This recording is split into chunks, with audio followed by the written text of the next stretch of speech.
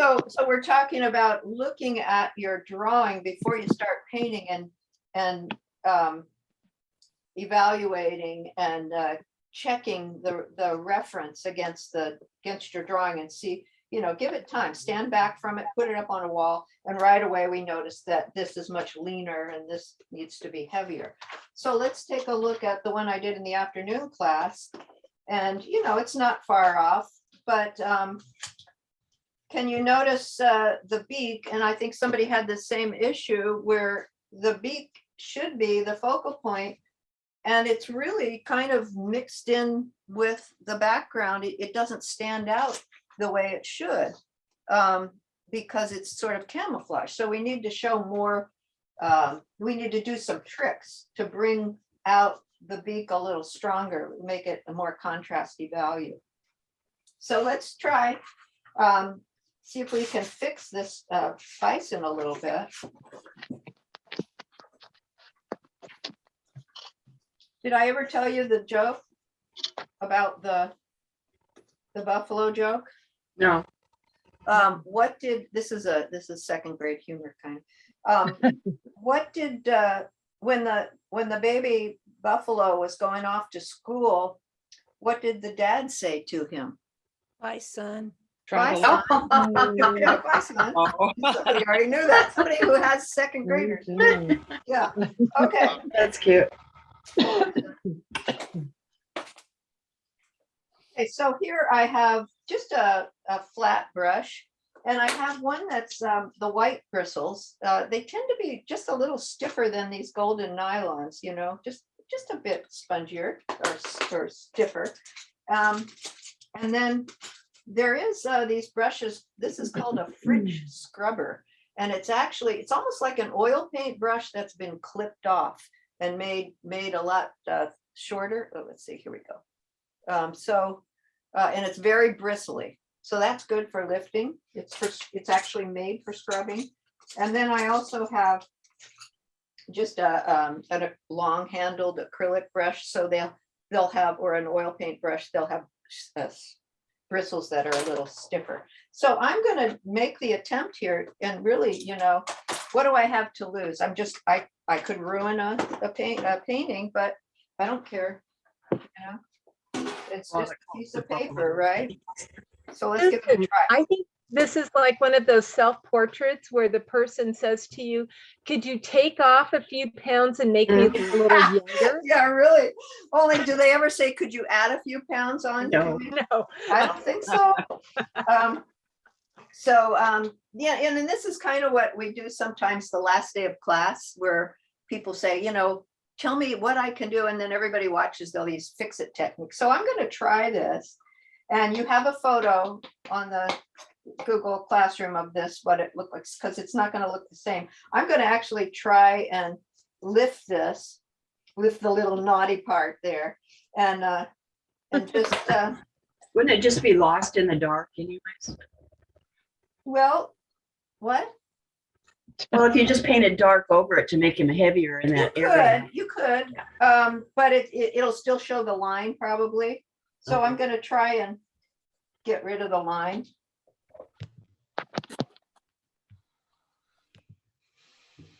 Wow. That worked well. And it works. It's more obvious as that it's working with darks. Lights, it's a little bit harder to lift down, because you can only lift so far, and you can't go any further. Okay, so I've really changed that, and let's make this leg a little bit fatter too. And you can see where I've scraped it.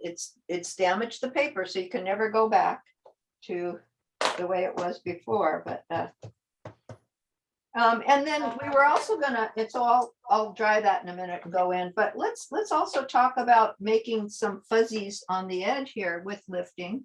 So I'm gonna go in and I'm actually lifting down to my pencil line here.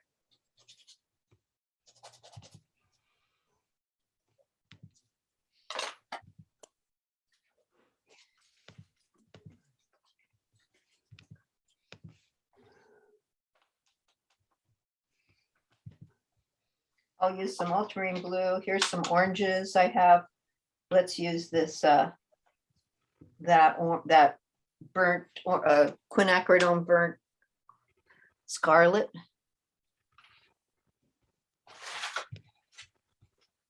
Get a little test paper here. No, it's a little too purpley.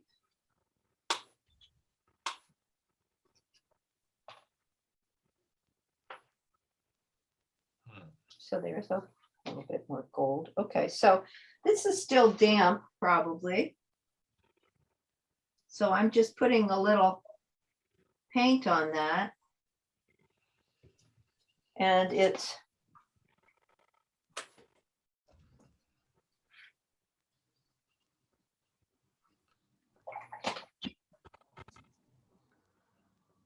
now I've still got my line here. Because it's wet, it's giving it a little bit of a fuzziness.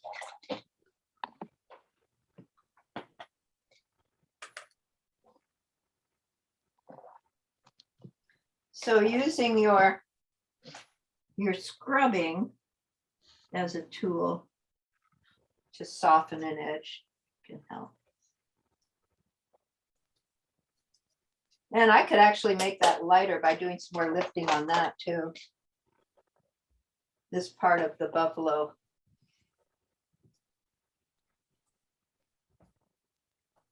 So lifting, don't underestimate the power of lifting.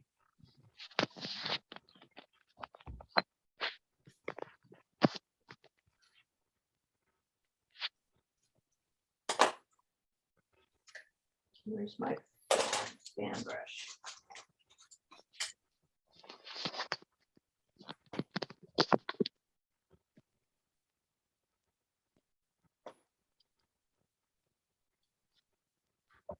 Okay, I do have that pencil line still there a little bit, so I'd have to work on it. Okay, so let's go in and make this really dark here on the bottom. Ultramarine blue and burnt sienna seem to work pretty well. So warm and cool, warm and cool.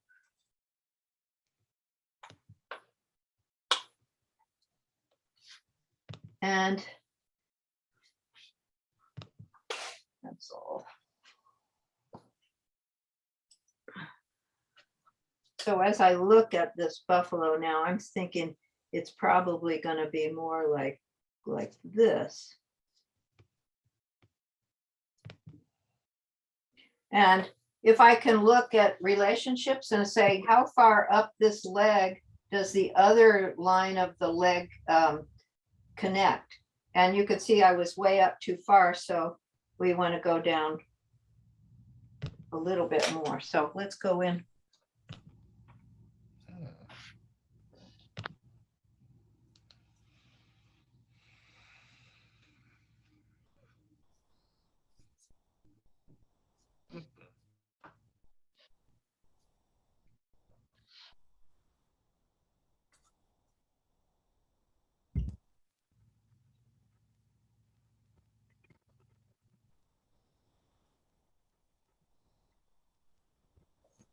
And I'm going to flip the brush handle upside down. It's not a beveled brush, it's just a regular brush handle, but you can, while the paint is still wet, it can pull some of that colored out. It's just a real quick way to soften the edge. Now I don't want that to be a hard edge because it really isn't in the picture, so I'm going to soften that a little bit.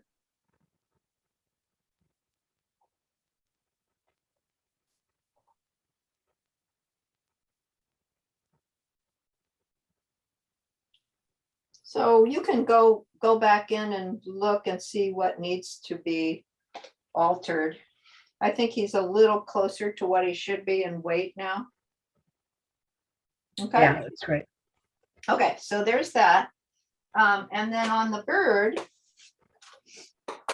so I'm looking at the actual bird here, and it's a really white value on the bottom and a little bit mid value on top.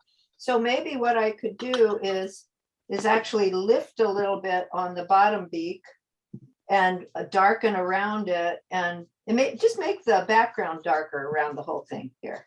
So let's try to do that. And I want to stick with the green. So I'm going to use that phthalo green and mix it with some of this burnt sienna a little bit, sort of mix it into the dark area here. So I've still got a lot of green. So I'm really going to change the value of this. I hesitate to lift too much right now. Well, I'll try it. I'm going to have to really dry it before I put the background in. But let's see if I can lift this a little bit with the Fritsch scrubber. The angle was a little bit off too.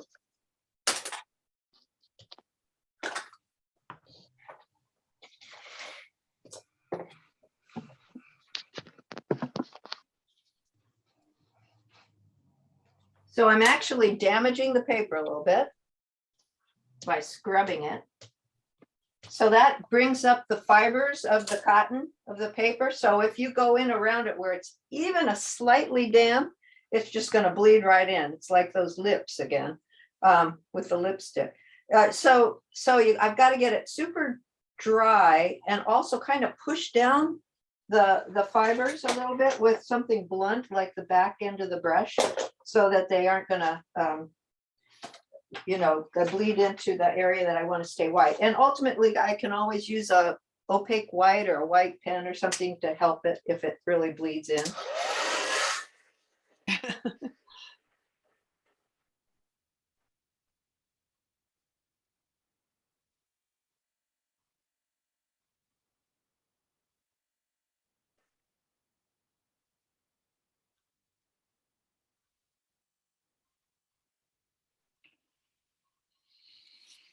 I'm going to take the back end of my X-Acto knife and just with that metal and just kind of push down the fibers and hope that that will help. So it's white, but it's not reading as white because of all that nonsense going on around it that's kind of camouflaging it. So let's go ahead and try this very dark. See what happens. Get a bit of a smaller brush. So I have a number 6 here. I think a number 4 would even be better.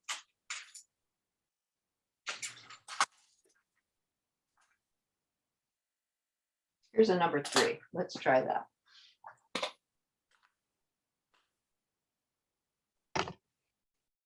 So I want this to be fairly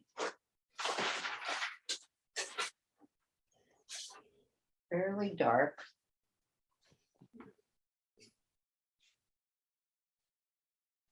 So that's pretty dark. But there's a lot of water here that's mixed in with it, so.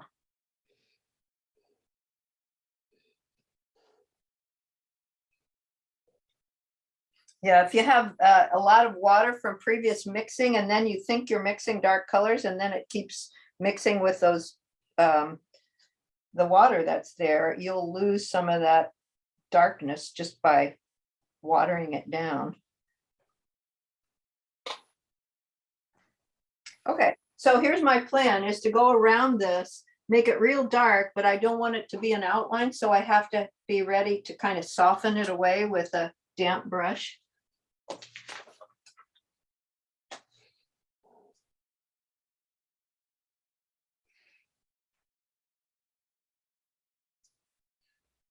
Yep, that did it.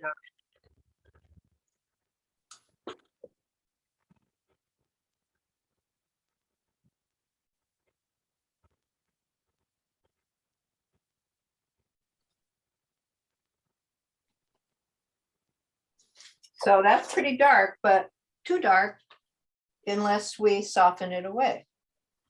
So I'm taking just a damp brush and just kind of pulling some of that wet paint out into the background a little bit more.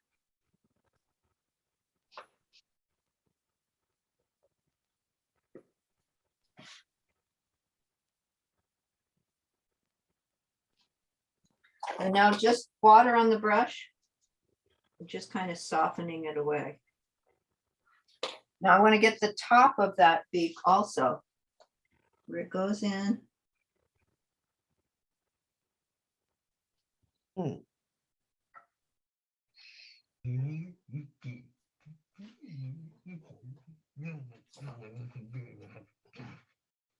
Okay, and again, want to soften it away.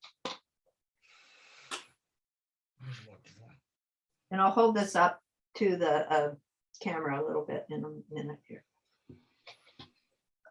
I'm dipping into some other fresher greens so that it doesn't stay really dark. So I'm trying to come up with a way where I can't see exactly where it ends. So it's vignetting away, kind of. Right. And I could probably throw a little salt back in it again. I'm not sure if that's going to make a difference, but now I still see a little bit of that dark halo. So I'm going to add more dark where I've wet it. So it moves away a little more gradually. And I want it to be sort of irregular like the rest of it. So I've drawn attention back to the beak area or the face, which is probably where you want the focal point to be.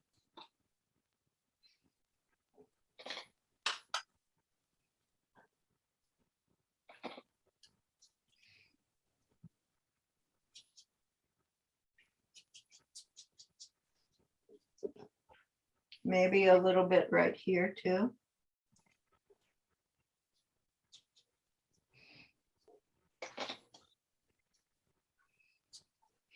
Okay, so now, and I may not have the anatomy of the beak exactly perfect here, but did you see what I did? Yes, it's great. Okay, so I've really emphasized that beak where before you really couldn't tell. And I never did do the branch or anything yet, but just didn't get to that. And I did use saran wrap in the afternoon class, and that video is on this past week's Google Classroom. So I usually do the morning and the afternoon demo. Okay, so hopefully that helped with some fix-its. Susie, I have a question. Sure. The texture that you got in like the top right corner of that photo or that painting, sorry, was that a sponge or? No, that's saran wrap or Saran plastic wrap, wrap. okay. Have you done that yet? Did I do that? Yes. Yes. Yeah, so while it was still wet, that background, you can look at the afternoon video. It might be on there. It really came out like leaves. Yeah, it has a jungly leafy. And then what's fun to later on and go in and actually work with some of those random shapes that happen spontaneously, then actually turn them into leaves. And that's a fun lesson too. We can maybe try that one of the quarters. Yeah. Okay, thank you. Okay, so what I've decided to use is this one. I'm not going to do the whole painting, or I could just not do it at all and say that's the end of today's Zoom. It's up to you guys. I don't really need, because you're going to be interpreting this yourself. What do you think? Do it. I could live without doing it. I'll go ahead and do it, but what I have to do is clean my palette because I want to have clearer colors. So let me stop the recording.